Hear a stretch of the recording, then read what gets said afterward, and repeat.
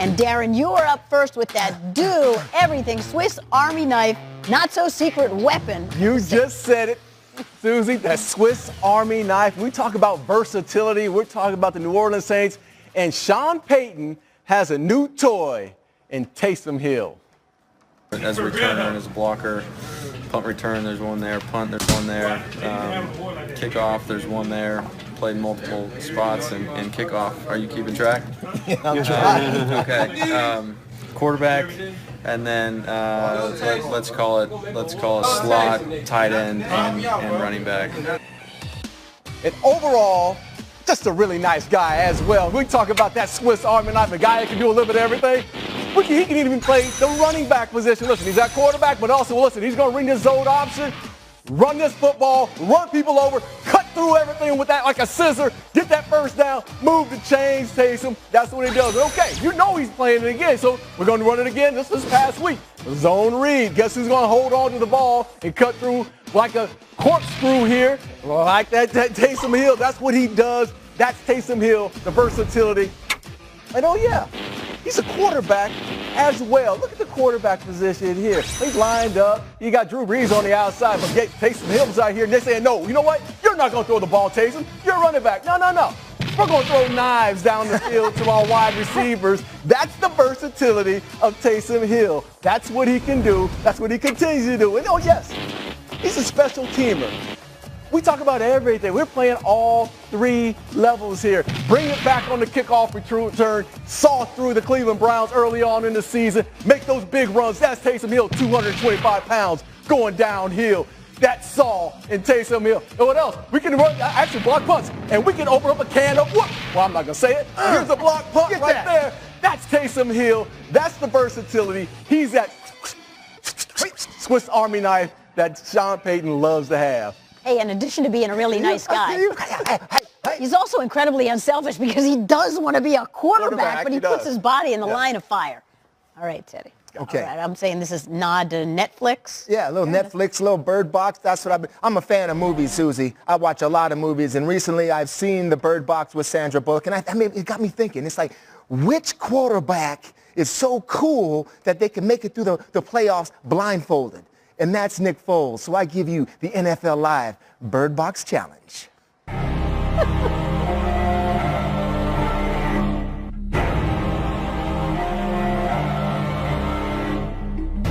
Listen to me, Philadelphia. You're going to New Orleans now. It's going to be rough. But you have to listen to every play call. If you hear a blitz audible, tell your quarterback. If you feel a pass rusher coming, you tell Nick Foles.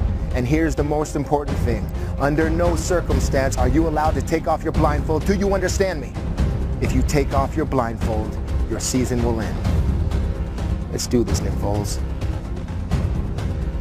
And this is how we do that Bird Box Challenge. Don't throw it to the left, Nick Foles. Listen for the birds. Don't throw it to the right here. Listen for the bell. There it is. Tight end down the middle. That's how we do that Bird Box Challenge when everything's on the line. And don't you take off that blindfold, Nick Foles. Like I said in the beginning, let your quarterback know the rusher's coming. Listen for those birds. Now hit Alshon Jeffrey down the middle of the field right there. Now let's win the game. Now that you got the plan from your coach, let's finish this thing. Stay away from the darkness on the left. Listen for the birds. Catch a step.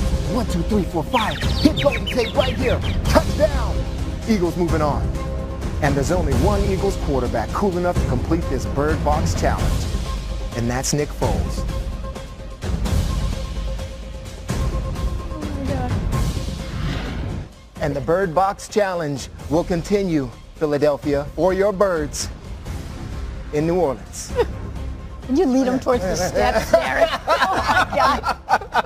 That was fun. That was fun. You know you have to vote later, right? ESPN, NFL, and also, I'm sorry, there's no vote.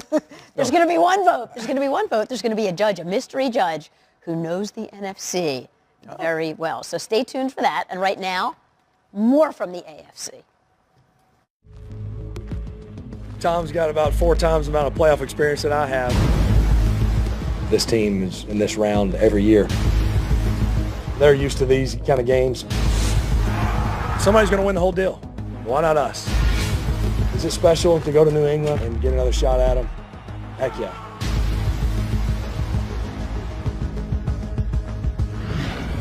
Tom Brady and Phillip Rivers face off for the 8th time in their career Sunday. Brady has dominated the matchup. TB12 has won all 7 of the previous meetings, including their 2 playoff meetings back in 06 and 07. Brady talking to the media today. It's a good time of year. I think everyone's excited to be out there, and it's just a great environment for football. Great team. It's a great matchup, so hopefully we play our best game. They play well together as a team, so as a complementary units, kind of what we try to do. They're really well coached, and it's a great challenge. It'll be a fun game. Anytime you play good teams, you can't expect one phase of your team to carry you. It's got to be a great complementary game. We're playing against a team that's played as well as any team all season, so. We want to go out and play well as an offense. Our defense has to play well. We have to play well in the kicking game. It's, everybody's kind of, at the point of attack.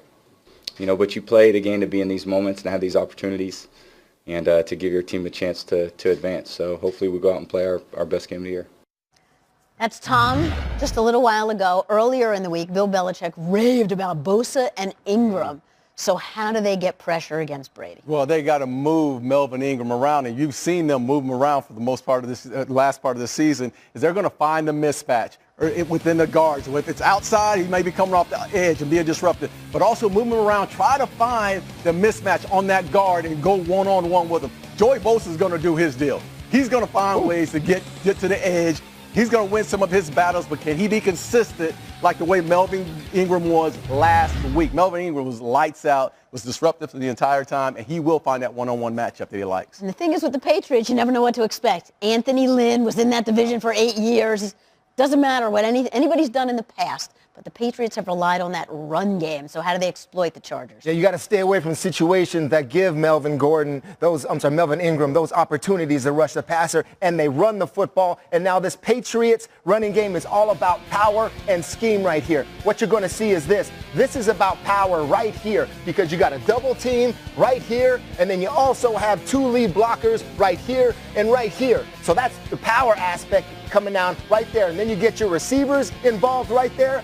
Power football, power running game. Michel's a tough tackle. That's what this New England Patriot offense is now. Scheme. So let's get to scheme runnings because right here, this is a scheme when you let somebody go here and then all of a sudden you're going to wham them right there so you get on the second level on these linebackers.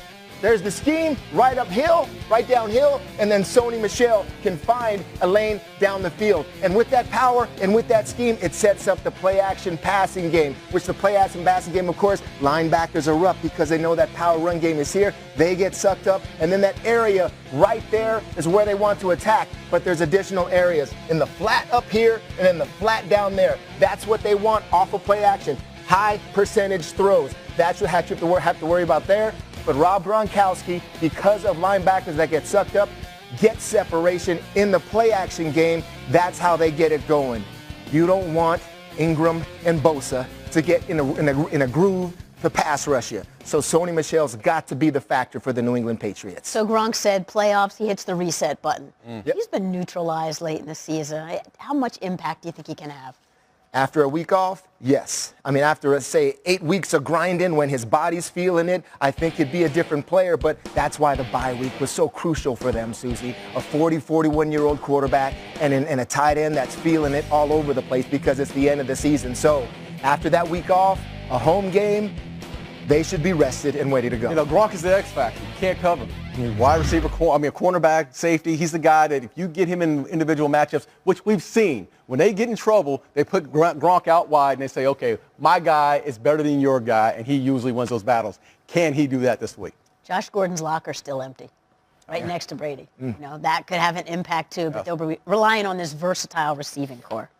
When we come back, a brand new judge to judge tape off. Will we give it to Darren? Will Teddy hold the title? Stick around. Tape off results coming. They combined to throw 89. That would be the most combined touchdowns by a quarterback matchup in the postseason in NFL history. Teddy, MVP candidate Patrick Mahomes has passed every test this season, but we all know playoff pressure is different. How do you think he stands up to it? Well, he's shown all year long that, he's not afraid of the big moment, and he's made those highlight throws, those throws across his body on 4th down, the no-look thing, things like that. And I hope he understands that at times that's just not needed. The goal here is just to advance. Sometimes you just need a 1st down. Sometimes you need to temper that excitement you have, that pressure you feel, that golden arm that you have right here. I know I can throw this 40 yards down the field, 50, 60, 70, and put it wherever I want to put it, and I can do that. But that 5-yard check down just looks so boring. And sometimes boring wins playoff football. So he'll just have to pick and choose when to be exciting in a highlight film and then when to be move the chains, run for it, hit the check down, and advance. Yeah, you're talking about Andrew Luck, who can be completely methodical, right? And he and Frank Reich are like a match made in heaven. They love to spread it around, but yet they're still that favorite target, right, in T.Y. Hilton. T.Y. Hilton, you got to give Frank Reich and Andrew Luck a lot of credit on how they game plan you with T.Y. Hilton. And the one thing they do is they get him off the line of scrimmage. They don't allow you to bump and press him at the line of scrimmage. And here's T.Y. Hilton up top. He's on the backside of the stack. And now they're playing a one-on-one situation with Joseph. And he gets on Joseph's toes. Great coverage by Joseph. But at the same time, the timing, the ball's already out before he comes out of his break. 1st down, they move the chains. He's a tough cover. Again, he's at the bottom of this stack formation, and you don't know which way he's going. Andrew Luck is looking to his left. The guy, Joseph, is covering him again. Once again, doesn't know if he's going underneath, going vertical, going to the outside. It's always a question mark. Where is T.Y. Hilton going to land? Bam, 1st down market. Just move the chains, live for the next play on. That's exactly what they do. And then on this last one, you see the stack formation. Basically, it's a bunch. They know exactly what they're in. Another man-to-man coverage here. They know, well, look, there's a communication. We're going to run this 7 route. Great coverage by Kareem Jackson here. Great coverage. Hand gets there.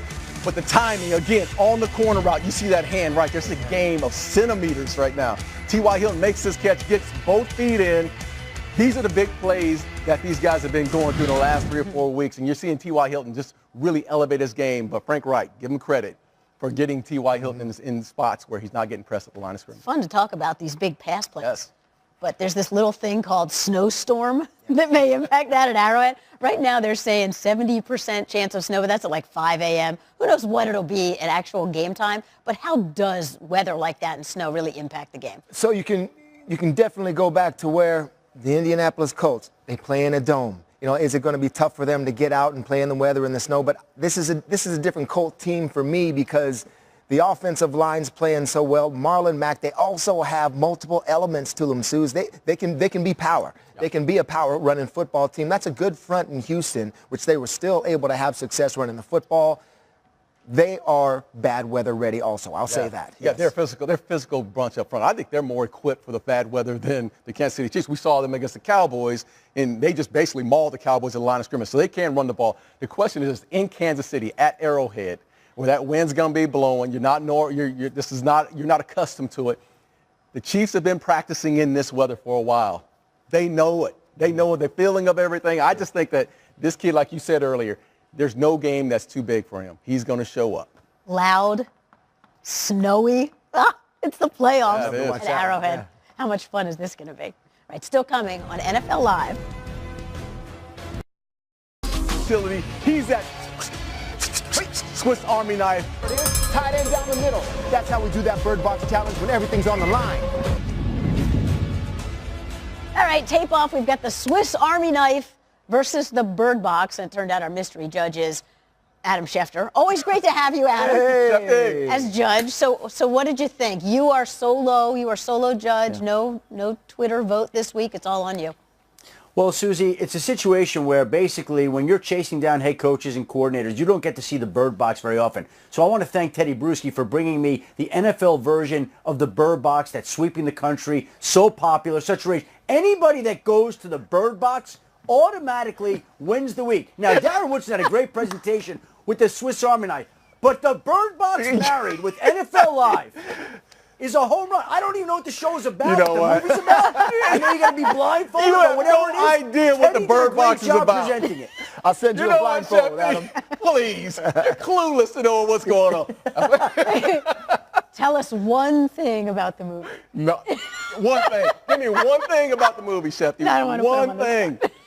You're not allowed to look at anybody. You've always got to be blindfolded or you die. Ooh, very good. Good enough. Okay. Attaboy, Thank you, Shefty. Adam. Thank you, Adam. everybody. All right, let's stay with Eagles Saints. Jobs are to connect, to motivate, to be able to communicate clearly, and that doesn't mean a lot of words.